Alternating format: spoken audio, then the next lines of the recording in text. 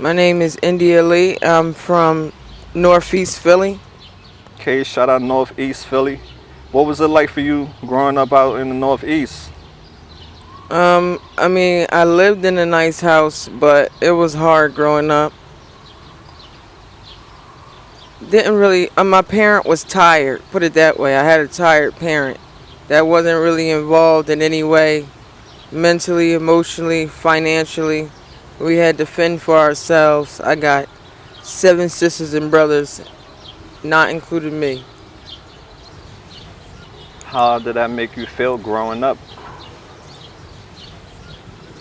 I felt left out a lot, and I really wanted the love and attention from my parent, and she didn't give it to me, so I went out and was seeking it in other ways.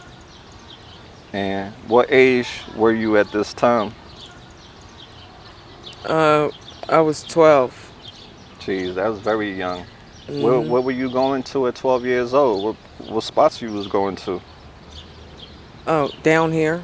In Kensington at 12 years old? hmm Yep, because I stopped staying with my mom, and then I started staying with one of my friends that lived on F and Allegheny, so I was down here. Tell us about what was it like at 12 years old being down here?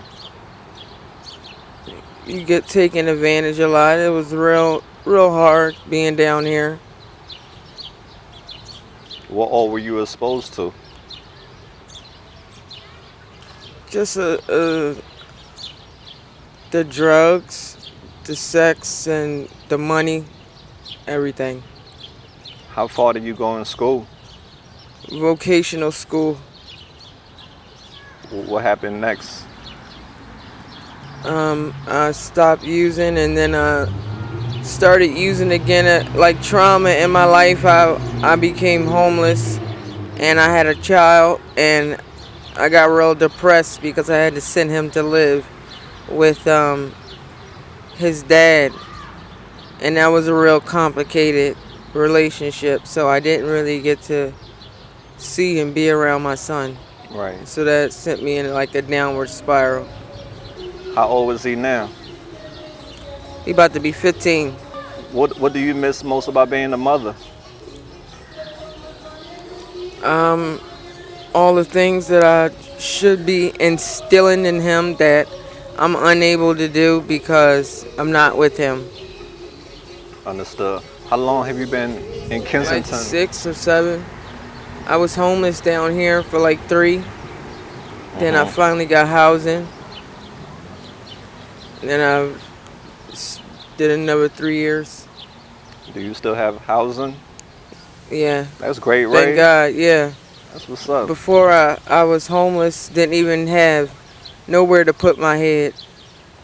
Then I slept in a tent for like a year. On my current situation, I'm still using, and What are you using? I use just fentanyl. Okay. Do you snort, smoke, or shoot it? Shoot it How many times a day do you do it? often, probably like 6 or 7 times a day. And looking at your skin, you have really beautiful skin. I would have never known that you do such a thing. You take very good care of yourself, I see. Thank you. I try to. I try to take care of my skin. That's great. So what is it, like shooting? Give us that experience. What does it feel like? For those who don't know. I guess it's just like what they say about smoking. Once you get that first high, you'll just be chasing it, trying to get what you had that first time back, and you'll never have it. Right. Basically, How were you introduced to that drug, shooting it? in Kensington, somebody I started dating introduced me to it Do because you, that's how he was using intravenously, and then he started using the needle on me, hitting me. do you have resentment towards him for that? No, not really, but I mean, it's hard trying to stop. I wish I never would have started. Couldn't imagine, right?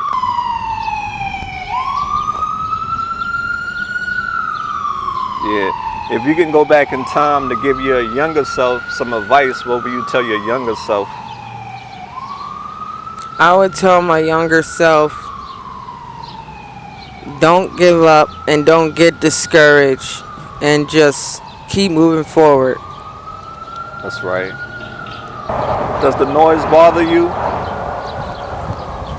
The noise, everything, yeah, it's real off-putting because you never know when and what could happen. Somebody could be trying to creep up and take something from you. Gunshots could be about to get let off somewhere. There's so much going on down here. Right. It's a lot dangerous than people make it seem to be. It's crowded down here, but it's really dangerous. Absolutely. It's definitely another world. If Yeah. you used to peace and quiet, coming down here would drive you insane. Yeah. Like what? So yeah, let's talk about your day, right? From morning to night. Give us a rundown. What is it like? I wake up probably like 7 o'clock in the morning, and I use, and then I come down here to make money. It's like an everyday thing, chasing the blue bag. Come back down here to make money to support my habit. What are some Go hustles? back home. What are some hustles you Boosting. Sell work, sell things, flip things, anything. have? Got you. So how much you need every day to get through the day, money wise? In the past, it would be like $100, but nowadays I'm trying to keep my habit small, so it'd be like $20, $30 now. I do want to stop, but it's a lot that comes in with that. Like, I've been spending so much time just sitting here using. This is how I've been preoccupying my time.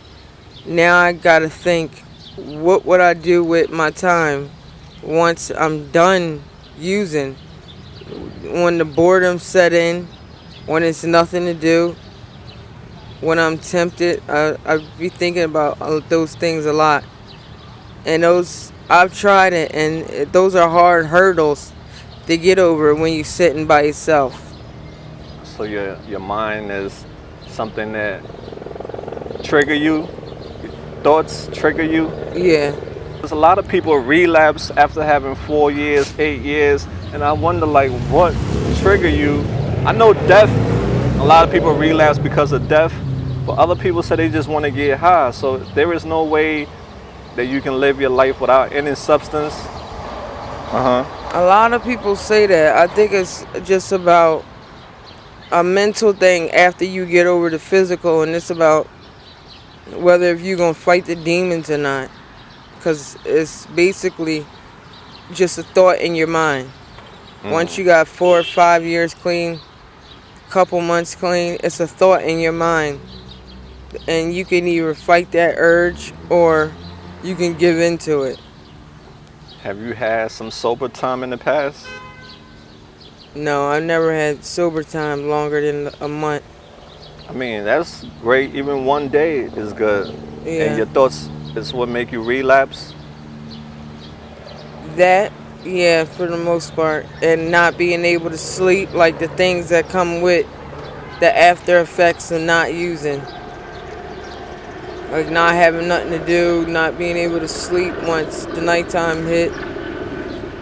Why don't you try to like learn some new things in life? I think a lot of people say boredom is what makes them want to use drugs, but why don't you learn different things? You know, go back to school, learn a new trade, a new skill.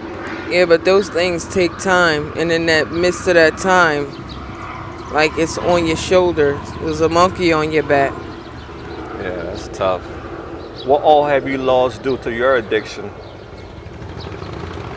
Everything. My family, my friends, my home, all my material things, everything. Right. Definitely takes a lot away from you. Where you think you'll be in life right now if drugs wouldn't have gotten in the picture? Um, Probably just further ahead, just doing a lot better. Are your parents still alive? One of them, yeah. Your siblings, do you keep in touch with them? Yeah, I just recently started to. Yeah, I tried to. That's great. All the stuff that you have been through in your life, what lessons have you learned from it? Um,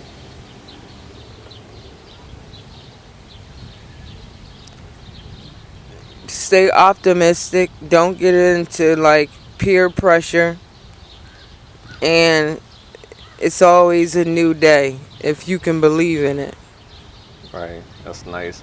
If you could start a business, what business would you start? Uh, I don't know. That's all right. We can always skip. If you had 3 wishes, what would your 3 wishes be?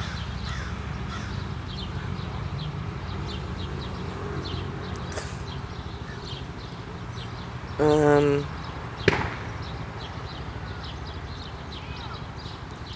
I, You want to skip that one? yeah, We can that's always skip, you know? What are yeah. some of your favorite foods? Um, I like Italian food a lot. I eat a lot of Italian food and fast food. Okay. What are some of your favorite music or musician or artists you like? Listen to rap, like Future and stuff. That's what's up. Meek Mill. If your friends or your family see this video, what message would you like to send to them?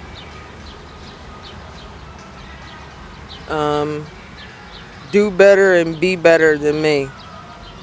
That's beautiful. And this one is to take us home. There are a lot of people in this world who judge people who struggle with drug addiction. What's your message for the world? Addiction doesn't have a face or a name. It can be anybody at any time. It doesn't matter who you are, how old you are. It can it can consume anybody. Doesn't discriminate, right? Yeah, it doesn't discriminate. That's facts. My short-term goals right now is to just keep getting my health in order and keep my house in order. That's it. And you know, we'll stay connected with you. This is not the last interview. Next time I see you again, we'll do follow-ups and see how life is treating you. All right, love? All right. So, yo, AML family, drop some positive comments for our sister. So, yo, don't be bitter, be better. And we out there. Peace out.